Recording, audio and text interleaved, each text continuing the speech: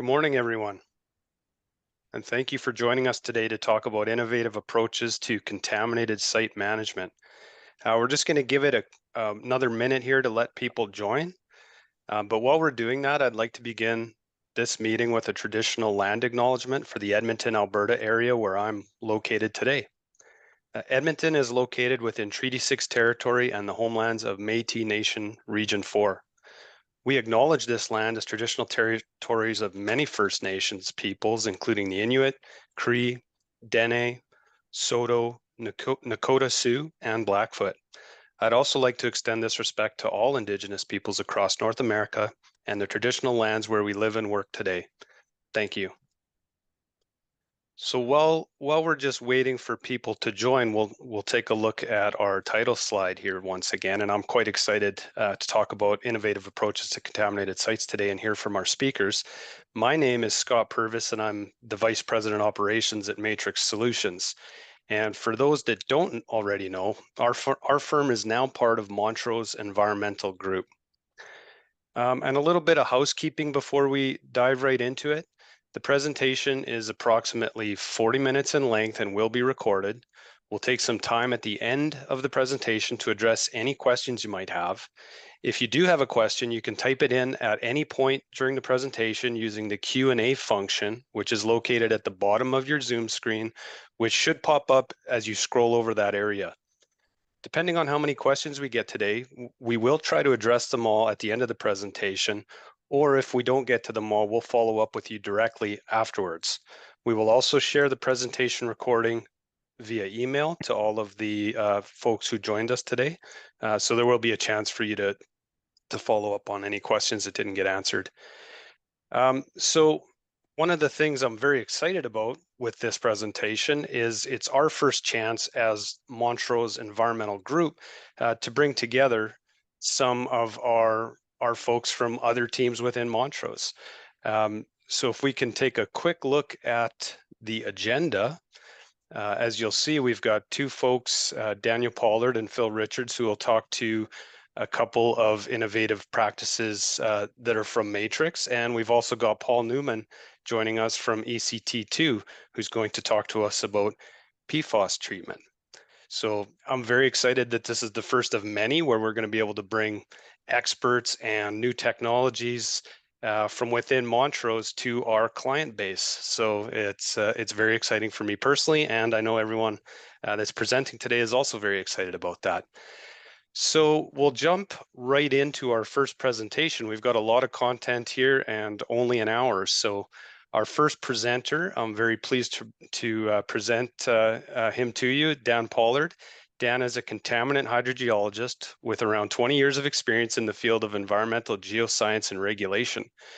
For over 10 years, he's worked on projects to advance the practice of contamination management connected to the Petroleum Technology Alliance of Canada, or PTAC, as a lot of people would be more familiar with, including supporting updates to the subsoil salinity tool and development of the Native Prairie Protocol. Dan has an interest in the identification of simple, pragmatic approaches for contamination management, which respects the complexity of the environment and the complexity of the foundational sciences that are needed to solve these problems, but applying these approaches in an efficient way to address risk and liability. Today, Dan is going to talk about some ongoing work with PTAC intended to help with management of salt contamination. So Dan, with that, I will pass it over to you. Thanks very much. Good morning, everyone. I'm going to talk today about some potential solutions to some challenges that we've faced when we've been managing salt contamination. The approaches that we're looking at were designed to address issues that we see in Alberta and when managing salt contamination, and particularly chloride. But with some adjustment, these same approaches can equally be useful applied to other contaminants and in other jurisdictions.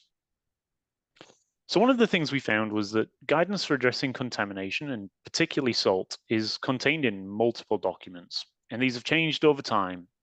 And that can make it hard to be aware of all the information that's available, and then some of the requirements outlined in those documents can become superfluous over time. And since salt contamination contributes a significant proportion of closure liability in Alberta, We were asked by PTAC to develop a single document that summarizes the requirements that are applicable in Alberta. And those are mainly outlined in the documents that are listed on the screen here. The guide itself includes a flow process that helps to identify the most efficient way to manage salt contamination, and it condenses the guidance from all of these different documents. But when we were developing the guide, it highlighted to us that there are some aspects of the existing guidance that can either prove challenging to implement or are difficult to interpret. And particularly relevant are the delineation requirements for chloride. Because it's persistent and mobile, there is this particular focus on the risk that chloride can pose to groundwater. And so chloride concentrations in soil, which are measured as a saturated paste extract, must be delineated to the Tier 1 groundwater guideline concentration. And that delineation target is frequently lower than the natural background concentrations in many areas of the province.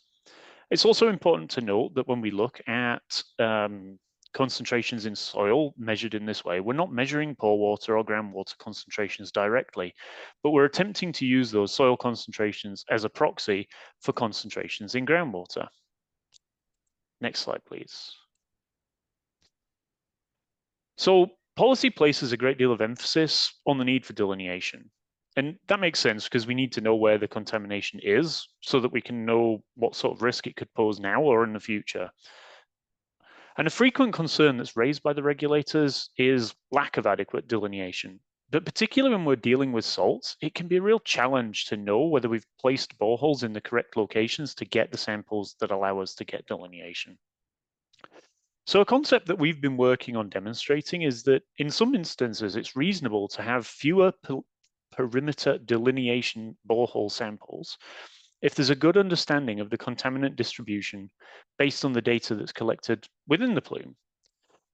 It's worth noting, though, that the regulation doesn't really allow for consideration of concentration trends based on data within the plume. That isn't written into the regulations. And that's a limitation that can result in a limited understanding of contaminant distribution.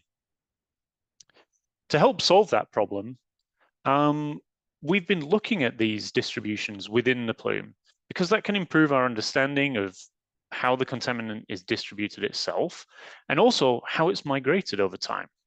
Next slide, please. So we use Leapfrog to help create three-dimensional models of contaminant plumes at a number of our sites. By using appropriately spatially referenced data, soil and groundwater, we can apply a mathematical function which interpolates the concentrations between the sample points. And we've found that we get reasonable results when we use a spheroidal radial basis function to do that, but there's other methods that are equally applicable. And these types of mathematical tools use approaches that are based on the Euclidean distances between sample points to estimate how concentrations vary spatially. They provide an excellent way to help us visualize the distribution of contamination. And the key thing is that they bring repeatability to the interpretation. It gets a lot more out of the data that we've already collected than simply looking at the peripheral boreholes. One of the things we can do when we generate the three-dimensional model is also to create concentration contours. And those can help us look at things like the proportion of mass or volume of the total plume, which is captured within any one of those concentration contour thresholds. Next slide, please. So when we look at that type of information, we do see some interesting results. Particularly when we consider a low concentration threshold, we see a much greater proportion of the total mass of the plume is captured, whereas a smaller proportion of the total volume is captured. In other words, we exclude a very small proportion of the total mass of the contamination outside of a particular concentration contour, which makes sense because the bulk of the contaminant mass is always in the core of the plume. But what we see as well is that there's a large volume of material with only a very small proportion of the total contaminant mass that can exist outside of this concentration contour at the fringes of the plume.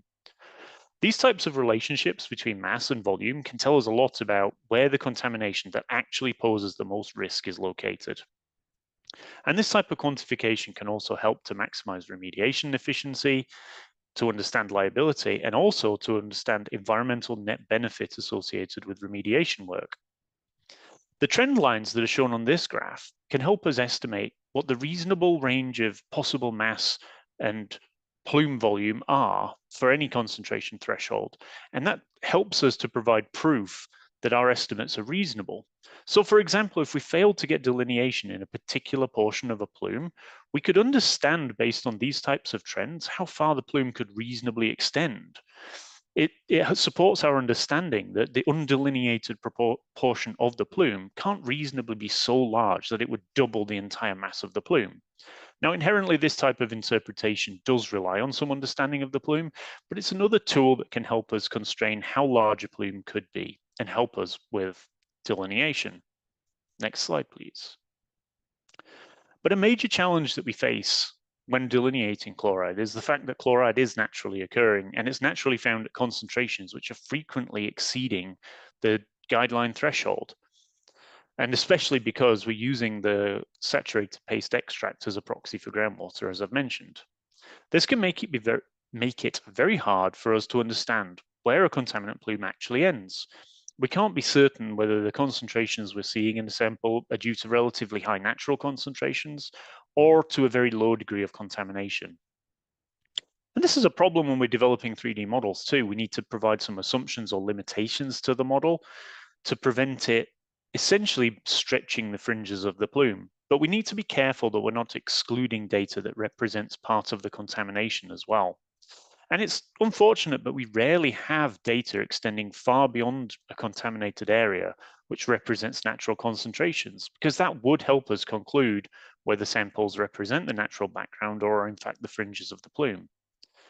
And in reality, background concentrations, they're not a single number or even a simple trend. They follow some kind of statistical distribution, which is probably a log normal function.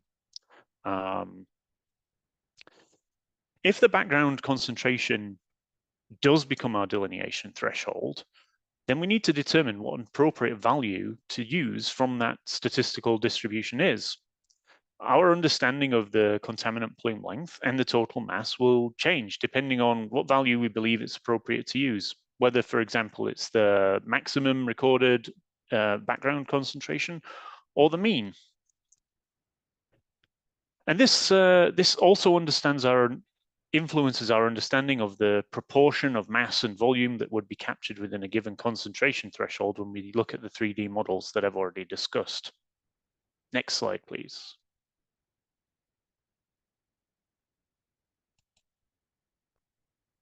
Yep, can we advance one more?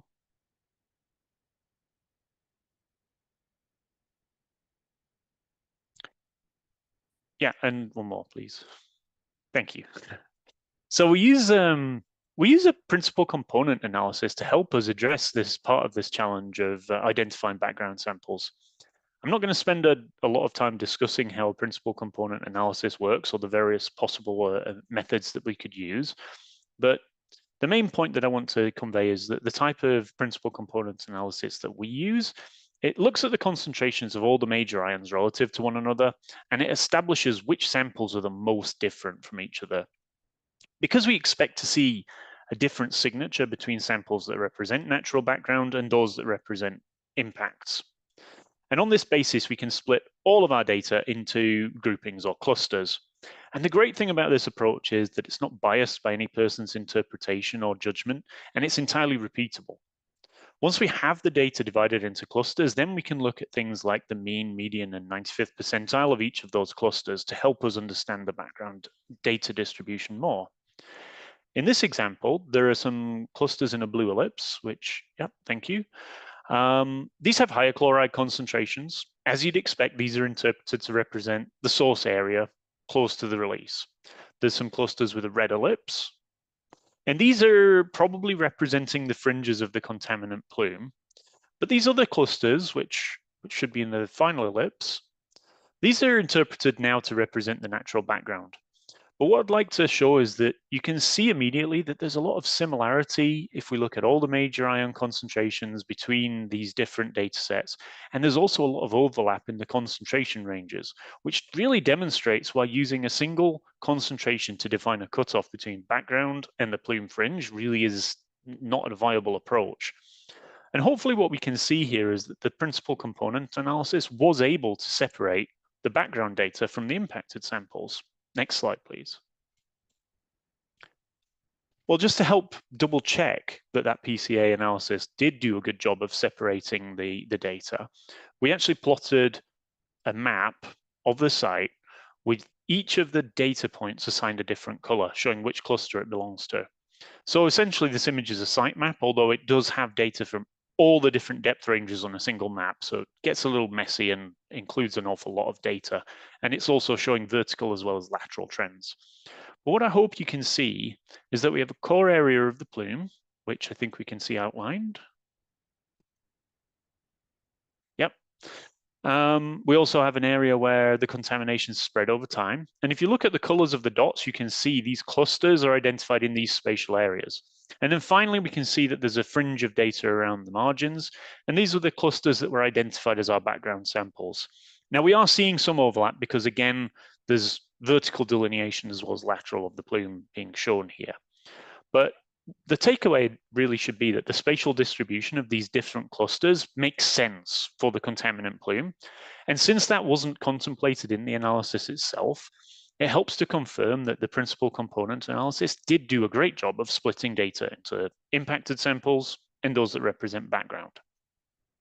Now, at this particular site, what you might be able to see in the northeast corner of the site, and I think we can have a circle shown on that area, we actually had some doubts about whether we had delineated the plume and whether we needed to return and collect more data to complete the delineation in that particular direction. But based on this additional analysis that we undertook, which includes looking at the trends within the plume and this principal component analysis to confirm whether our samples were in fact background, we can actually now say with confidence that we do have this plume delineated. So this is an example of where we can apply these various different lines of evidence to help create a strong conceptual site model. And the idea is really that it helps us to get more out of the data we've already collected and avoid having to return to site to complete additional delineation, which might have otherwise been required. And that's all I wanted to talk about today. So yeah, if there's any questions, I think we can probably discuss those later. Thank you very much, Dan. And I also think that's a great segue to our next presentation, your whole discussion about figuring out what's what in a salinity plume. Our next presenter, Phil Richards, is going to talk to us a bit about using forensic chemistry for other purposes. So Phil is a forensic chemist and is qualified as an expert in analytical chemistry by the Court of King's Bench in Alberta. He has provided evidence for trials in Alberta, BC, and Ontario, and the US, where he has represented clients at Superfund sites. Closer to home, Phil applies this chemistry expertise to solve issues in environmental assessments and has provided chemistry workshops for a range of groups from producers, regulators, and at conferences. Today, Phil is going to give a high-level review of forensic chemistry through a few examples. So with that, I will pass it over to you, Phil. Thanks, Scott. Thanks very much. And hello, everybody. So yeah, forensic chemistry, when you hear the term forensic chemistry, you're probably going to think about things to do with legal cases. And it's going to point you towards those scenarios where there will be conflict, etc. And while I certainly do that kind of work, for the basis of this webinar, I'm going to talk about some different aspects of where forensic chemistry mechanisms and tools can be applied to contaminated site management. And so this list here on the slide really is just a bit of a brain dump of different types of things where forensic chemistry can be applied. And I'm going to focus more towards the bottom of this list rather than the litigation type aspects. And I'm going to base this on three case studies. The first one, I'm going to spend a little bit more time going through how that was built and put together. And then in the second and third case studies, I'm going to move through those a little bit more quickly, just to try and touch on some salient points there. So next slide, please. So this is an example case where a friend from Synovis came to me with what was some strange data for a site that they were investigating. This was a gas booster station that was being decommissioned, and there was a phase 2 investigation being conducted. It's located in the Rainbow Lake Hayes-Ammer area in northwest Alberta, and you can see on the map on the right-hand side where that star is approximately where this is located. And what was really the conversation was that there were some issues around delineation, particularly for BTEX, and particularly because the bedrock was shallow, and as they were drilling into the bedrock, they just couldn't achieve delineation. But also because the chemistry they were seeing didn't really add up with what their expectations were for the chemicals that should be present at that site. And so as we talked about this in a bit more detail, we moved on to talking about a couple of other sites in the same region that may also show similar kind of problems. And we landed with, rather than me focusing on this one particular site to do an assessment of what the chemistry is saying, I would actually look at it in a regional perspective. And that's really where the title of this slide comes from, is this is really based on an area rather than on a particular location. And we're able to do that because what I'm looking at here is the bedrock that underlies this region. And you can see on this map on the left-hand side, the green and kind of brown color is all one type of formation, and it covers quite a large extent of that portion of Alberta. Next slide, please. So what I typically do in these kind of situations is look at the data that's already in hand. There's lots and lots of great information you can take out of that data that's already there. And this includes reviewing the chromatograms associated with the F2 to F4 fractions, working with the BTEX data, and just using the borehole log information as well to help with that characterization. And what I'll show on the next slide and what is at the bottom of this slide are just some visual examples of that type of analysis that I can do. So the chromatograms associated with the hydrocarbons, not just from one site, but from multiple sites that range from 50 or 100 kilometers apart, have some very characteristic profiles to them. And we can use those, we can leverage those to be able to say, when we see this particular type of pattern, this is a trigger. And when I use that word trigger, really, this is good for someone who's conducting a phase 2 investigation without having to get into particularly how to analyze data, but it's a visual representation or some kind of ratio or something that can be indicative of a feature. And based on that data set, then I was able to select a subset of samples that I could do a more advanced analysis on to really provide that higher level understanding of what those triggers are actually showing and make those connections. So on the next slide, please. So I won't linger too much on this slide. This, again, is just a visual representation of those types of things that you can do with the data that you already have. And these are two graphs that show one borehole. We've got the sample depth on the y-axis, and just two different ways of looking at the data, whether it's a some concentration or a weathering index. And we can apply those to be able to characterize what that data is saying. So instead of just looking at concentrations in a table, we can make these type of representations that can provide us some understanding. And again, these are those types of triggers that are very useful to provide that kind of assessment. Next slide, please. So what I'm going to show on the right-hand side here, and hopefully it works, is just a series of these kind of visuals that are just going to pop up over a few seconds time. I'm not going to talk about them particularly. I just wanted to show the types of assessments that can be done and were done when you can take those subset of samples and analyze them for more advanced and analytical packages. And in this case, we used alkylated pH analysis and petroleum biomarkers to be able to characterize what is the source of the detected chemistry. In this particular case, what I'm looking for is to tie together multiple sites, also tie those together to the literature for what I should expect to see for how that formation was built. So what was the depositional environment that bedrock was built in and what was the type of diagenesis that it may have gone through. And what I was able to do was use these types of assessments to be able to tie in the chemistry back to the bedrock and be able to put that assessment together in that way. Because this was an area-based process, it's really not just tied to one particular site. So I could produce a report that describes not just why these are aligned with the bedrock at that particular booster gas station site. Next slide, please. What I could actually do is produce one forensic chemistry assessment that covers a large geographical area. And on the right-hand side here, I've gone back to that map that was on the earlier slide, and I've just drawn a box very roughly around the area. It's a very substantial area where that particular bedrock is the superficial bedrock layer. And the white paper is really put together to provide as an appendix to any phase 2 report for work that's conducted in that area.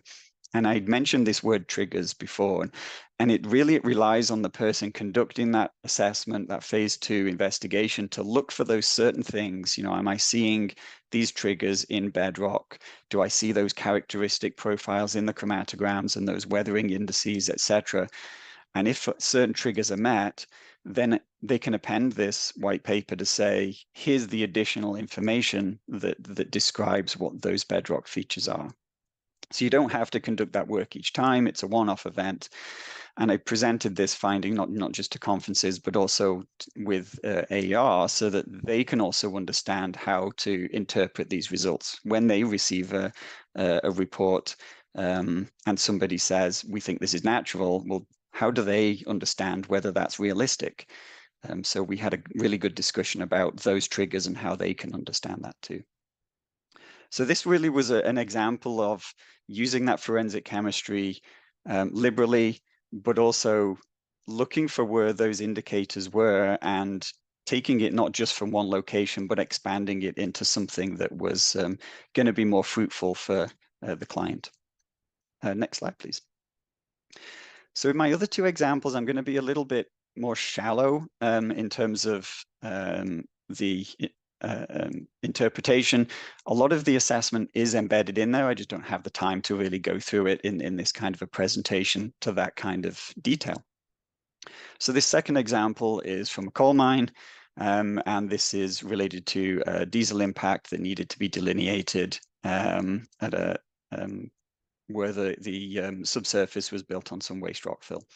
And for those that work in coal mines, but also those that work really in anywhere where you may also see natural issues related to coal. And this can involve erosion of coal into sediment. And so anything where you have an impact into a creek or water body or river throughout Alberta, certain parts of BC and extending across the prairies, you could and perhaps should be thinking about coal when you're looking at your data.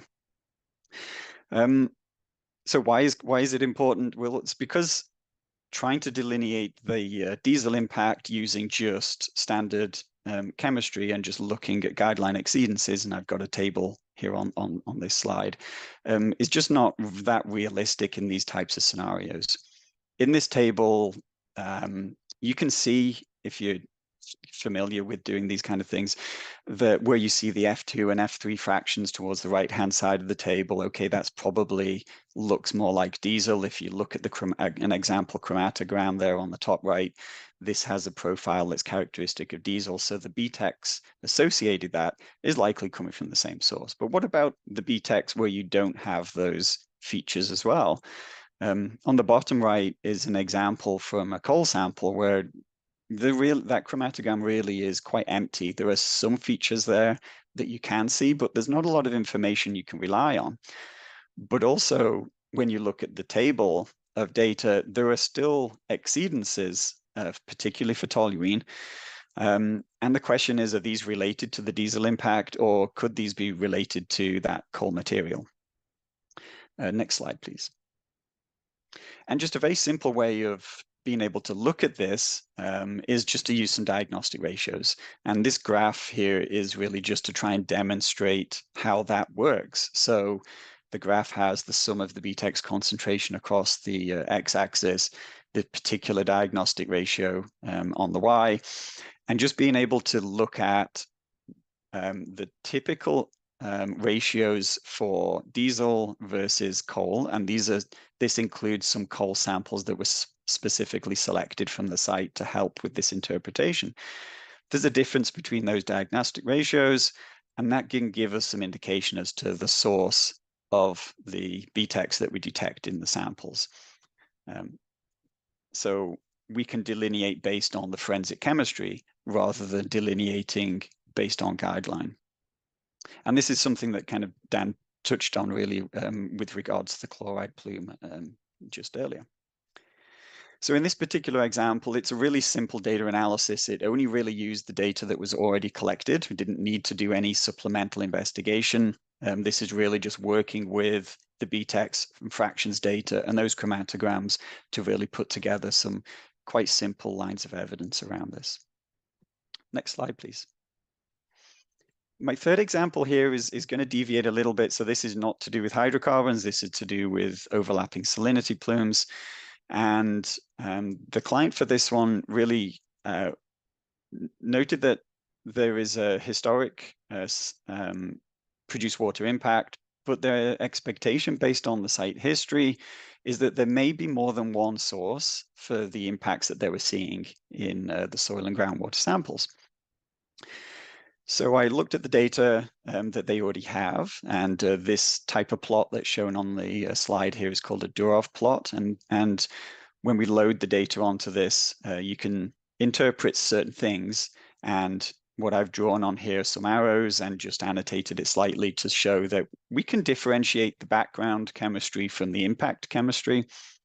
But there's no indication on this type of data analysis that there may be multiple sources. Really, this is just showing we can differentiate background from impact, and that's about it. Nothing wonderful in that. So can we move on to the next slide, please? So I selected a series of samples based on the geographical spread and based on the chemistry, and have those analyzed for an additional analytical package. So this is just a subset of the samples that were analyzed for something we called ICP65.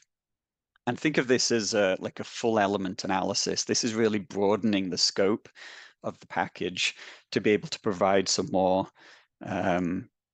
interpretation. It gives us some more ability to characterize what we see. And on the right-hand side, I'll be relatively quick over this, but on the right-hand side, I've annotated what is background, and I've annotated what we interpret as impact A and impact B. The PCA is able to differentiate those regions, but it's not telling me what's an impact A and impact B. There could be some other reason why those samples that I've highlighted as impact B are separated from impact A. And so we need to do a bit more than that. Can't just present that as it is. We need to provide a bit more understanding. And based on the site history, my interpretation was that one of those potential sources was more likely to be related to produced water that was in contact with diagenetic material, so in contact with hydrocarbons throughout its history. And when that's the case, there are certain types of ratios that are really useful for us to really provide some more evidence. And the graph on the left-hand side here is really just a quick visual that shows that when we look at those types of diagnostic ratios, in this case, when you're looking at diagenesis, things like iodine tend to be much higher. So we can do a ratio of iodine and bromine to be able to also provide some additional lines of evidence. There was more to this site, but I just don't have the time right now to go into all of the different types of ratios and analysis that I conducted. But the process really is consistent with the others. It's a case of leveraging the data that's already there, potentially looking at a subset of data to be able to provide that additional analysis. And next slide, please. And this is my last slide. So ultimately, these three examples, what I'm trying to do here is provide some themes. So generally, there'll be something odd in a data set when someone will come to me and say, okay, we don't really understand this, or I have a feeling that this is not really representing what it should be. And what we tend to do then is look at determining if we need to provide some more additional analytical, or we can just leverage the data that's already there. And usually it'll be a bit of both.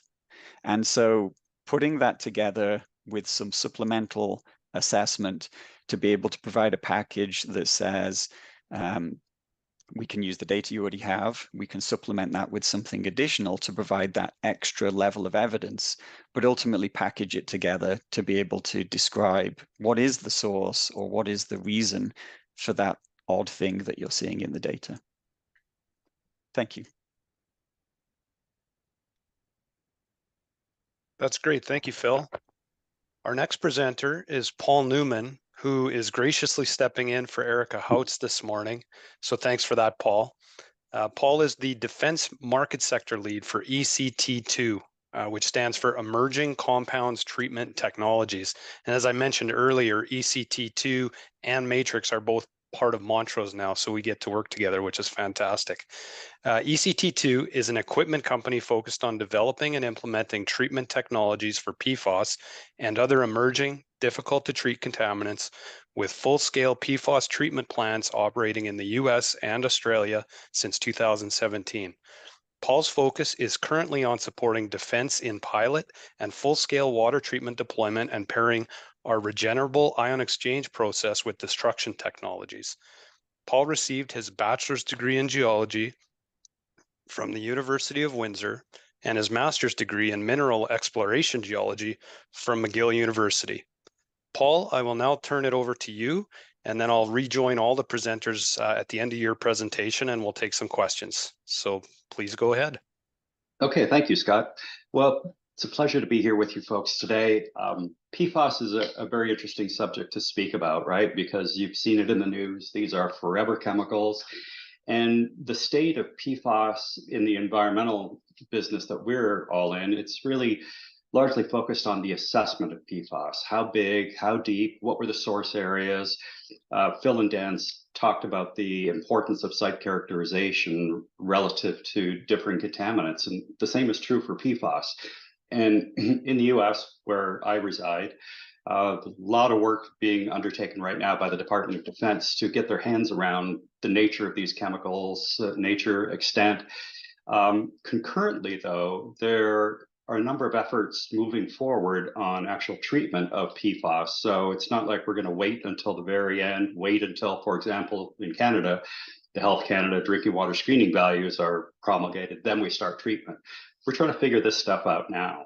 So ECT2 has been involved with a number of different remediation projects and pilot projects since 2017. And the topic that I'm going to speak about today is a project that we've undertaken with a partner company called OnVector. And OnVector has a proprietary technology for destruction of PFAS. And that pairs well with the technology that we have for treating PFAS.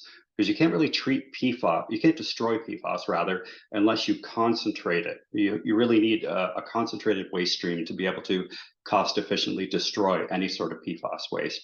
So that's what I'm going to walk through today, as basically it's treatment followed by destruction. Next slide, please.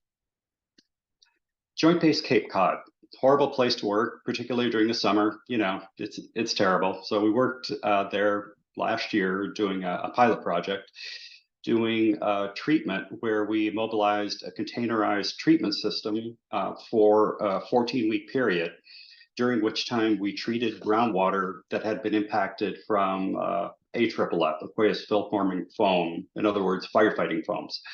So our role in the project was to generate a highly concentrated PFAS waste on which OnVector could deploy their plasma vortex technology. So Joint Base Cape Cod, you know, they've got multiple source areas. And this is very true, particularly of any military installation where fire training activities may have taken place over years, where you may have had a spill from a hangar system. Every military base is going to be this sort of character where you have multiple source areas. And what we did is we picked an area where the concentrations were quite high in groundwater, as we'll show. Next slide, please. So this is how the project worked, and this is a flow diagram that shows how, in the case of the upper left, we had influent coming into our treatment system, and our treatment system is the treatment part of the water is shown in green here. So we have a highly concentrated influent of 20,000 nanograms per liter. So that's 20 parts per billion, pretty high concentrations of total PFAS. And as I'll show, that's made up of a number of different individual PFAS compounds. We pre-treated the groundwater through sand filtration, followed by granule activated carbon. But the real heavy lifting in terms of PFAS removal from the groundwater was done by ion exchange media. So this is a pump and treat application, and ion exchange media works really, really well. We've been doing this since 2017. It works really well for PFAS treatment, much better than granule activated carbon because you have the dual mechanism of adsorption and ion exchange, not just adsorption that granule activated carbon may have. So in this case, we went through two different ion exchange vessels. The first is a regenerable ion exchange vessel. So basically that media, once it gets saturated with PFAS, you have the ability to basically strip the PFAS back off and put the vessel back in service. So this was followed by a polish ion exchange step. And through that treatment train across the top, because believe me, PFAS treatment is always a treatment train. There's no silver bullet out here. It's a combination of technologies that's going to be most effective. So we were able to treat from an original influent concentration of 20,000 nanograms per liter. We were able to, on the back end, treat to less than 20 nanograms per liter just through that series of vessels I just spoke about. The on-vector part of it, what we did is we took that liquid that I had, that we basically used to strip PFAS off of the ion exchange media. It's a regenerable ion exchange media. So we have that liquid that we concentrate down through distillation. What that does is it concentrates the PFAS to a very high degree through distillation. And then that's the drum of liquid that we basically gave to OnVector. And what they did is a destruction process wherein they were able to get greater than 95% PFAS destruction in their pilot project. And you can see the notation showing the relative concentrations at different parts of that process flow diagram. So the still bottoms, I mean, yes, that is like 1 billion nanograms per liter. So 0.1% is the PFAS concentration in the still bottoms that they actually deployed their technology on. Next slide, please. So this just talks a little bit more about our system components. The treatment system was in a 40-foot sea container as shown on the upper right of the slide. And we treated water through a number of different vessels, as I just mentioned. The interior of the ion exchange box is shown on the left. And we treated about 350,000 gallons of drinking water. And in Massachusetts, they have 6 compounds that are regulated. And our treatment goal was to get below 20 nanograms per liter for those 6 regulated compounds. In the process of our pilot, what we did is we generated 12 gallons of very highly concentrated still bottoms that were given to OnVector for their destruction process. And the concentration factor that we had was about 30,000, taken from the original influent concentration to what we actually provided to OnVector. The regeneration equipment is quite simple on the bottom right. Basically, this is a distiller that we basically use to concentrate the liquids, and that is a pump that we use to strip the PFAS back off the ion exchange media. Next slide, please. So just kind of step back a little bit on PFAS destruction for those who may not be aware of the wonderful world of PFAS. I mean, PFAS are called forever chemicals, right? Because they're really hard to destroy. The natural processes don't degrade these. And, it's a little bit of the Wild West in terms of destruction technologies right now. There are, probably a half dozen to a dozen that are out there that are preeminent in the market, and they're all in various stages of proving their technology. The project that we were involved with, this was done by Air Force Small Business Innovation Research Grant. So DoD components are very interested in comparing and contrasting how different concentration technologies, was what we do, how that pairs with destruction technologies. And again, destruction really benefits when you're dealing with a high concentration, low volume application. You're not going to deploy a destruction technology on, say, a dilute, very, very low concentration drinking water source, for example. Erica's put some information here regarding how interim compounds can be generated, sometimes through the destruction process, where you have longer chain compounds that are destroyed and transformed into shorter chain PFAS compounds. And you'll hear the term mineralization with respect to PFAS destruction, and that basically means the destruction of the carbon-fluorine bonds. And chemical formula shown how that process typically works. Next slide, please. So on vector plasma, basically it's lightning that they are stretching throughout a reactor vessel, and they're taking advantage of the process of increasing the surface area of the PFAS impacted water by spinning it through a vortex. So the idea is water comes in the graphic in the middle on the top. You can see water comes in on the upper left. Spins around to the base of this reactor, and then water is ejected. Plasma treated water is ejected out of the top. So that's actually there's a plasmate that's generated, basically the product of their destruction process, which I'll show what the analytical looks like on that product, as well as the treated water. Next slide, please. So here's kind of jumping to the results. This graphic shows by individual PFAS compounds sequentially through the treatment train. So we've listed the individual PFAS compounds. Then here's what the groundwater influent concentration was, and these are nanograms per liter. Then we go, here's the water that was treated coming out of the ion exchange vessels. Then the still bottoms were created, what the concentrations were in that highly concentrated waste that was given to OnVector. And then what the concentrations were coming out of OnVector's destruction process. In other words, here's what the plasmate concentrations were. So if you just kind of scan down to the bottom, you see the total PFAS was in the order of 22,000 nanograms per liter, so 22 parts per billion equivalent. And coming out of the ion exchange vessels, we were basically treating down, we were able to achieve 1.5 nanograms per liter. So again, this sort of treatment train for PFAS treatment it's a proven technology. It works really, really well. And in the process of doing this, we created still bottoms that had a very high concentration. In this case, it was 641,000 nanograms per liter, 641 million, I'm sorry, I should say. And then what OnVector did, they actually diluted that by about a factor of 3 so that it didn't blow through their equipment. And then they treated that liquid, and what they got on the back end was about 3.5 parts per billion. So pretty significant decrease. Next slide, please. This shows how, just exclusive of destruction, how effective regenerable ion exchange worked in this particular case. If you look at the concentrations along the left-hand axis and the volume treated, we basically were able to treat about 400,000 liters before we saw any sort of quote-unquote breakthrough in our vessels. In other words, where sampling on the back end of our vessel indicated we had an exceedance of the Massachusetts DEP6 PFAS compounds.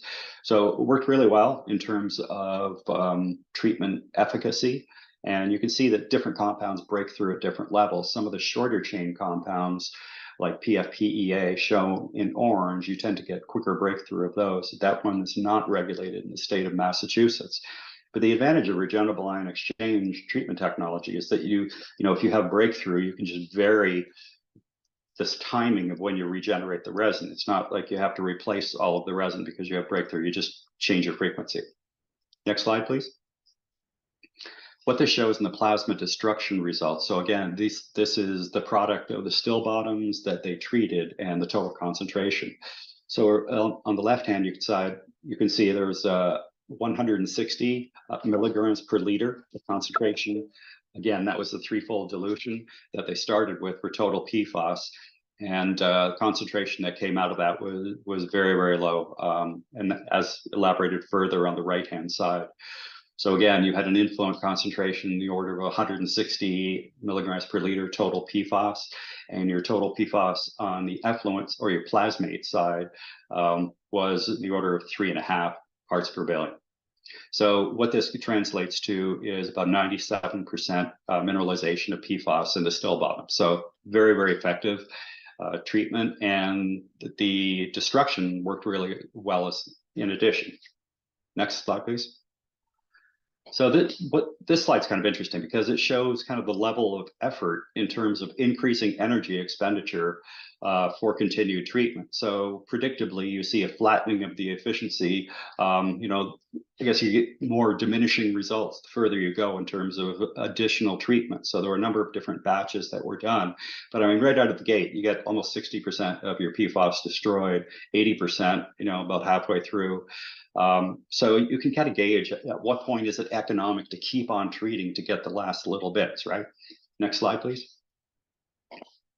And so kind of summarizing this, this was a full-scale example, it's a pilot scale example.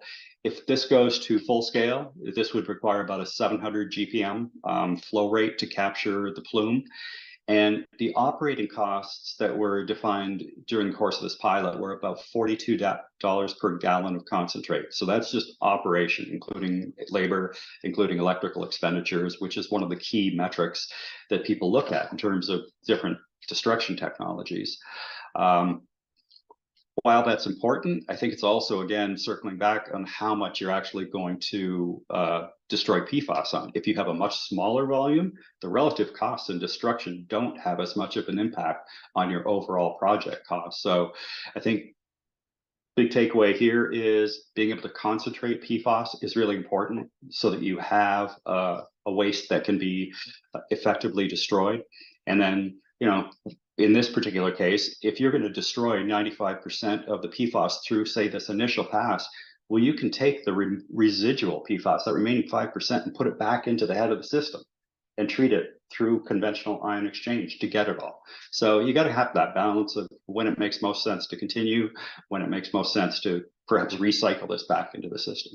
So again, it's the Wild West in terms of sorting out destruction technologies. There's a lot of good work being done underway, and we're participating in several of these projects. So hope to have more data for you next time to speak on. Thank you, Scott. All right, thank you very much, Paul. And with that, we will move on to some questions. And just as we get the speakers back up and look at the questions here, just a reminder, the contact information for Dan and Phil and Paul is on your screen. So if you have a direct question you want to send them, please go ahead. So we'll jump into a couple questions that have been put in the chat. And if you still have a question, please feel free to add it.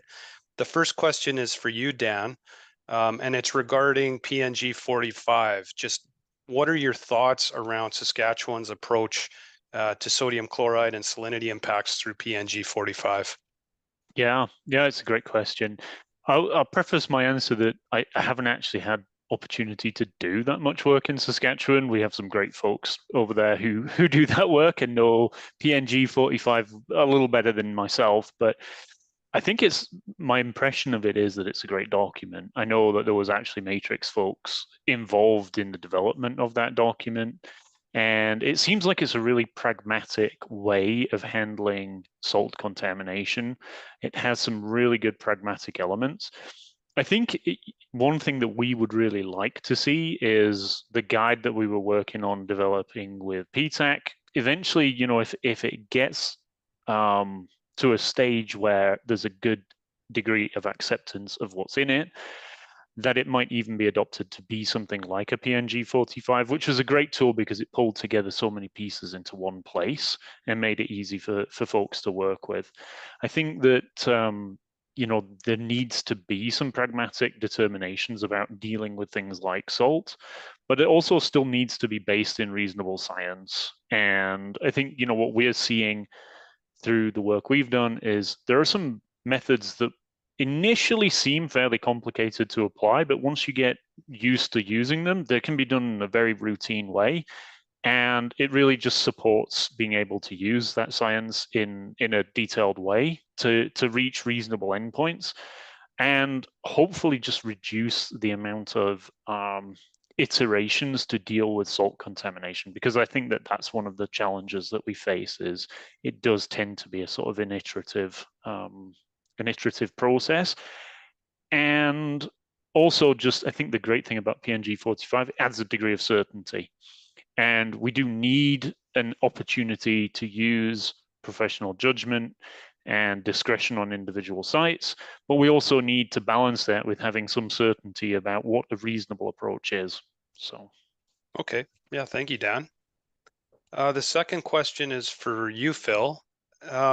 Just wondering if you can speak to the advantage and applicability of isotopic analysis to differentiate between natural and anthropogenic impacts. Yeah, sure. And yeah, it's a good question. And I guess my answer really is it kind of depends on the expected level of complexity at a site. Some of the examples I was presenting there are trying to leverage data you already have to get to a conclusion. If you need to go to that additional level of data collection, isotopes can be very beneficial. It can be useful for organics as well as salinity parameters. So I'm not quite sure if the question was very specific to one or the other, but it can be useful for both.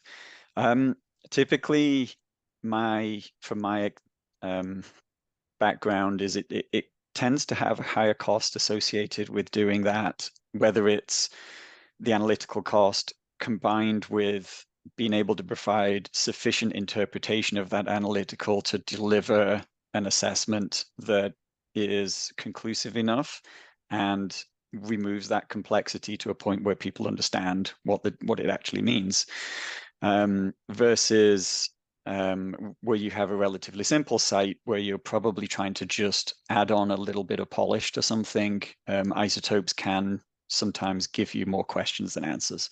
So I tend to look at isotopes for more complex sites where you're really going to need to dive into things a lot more detail.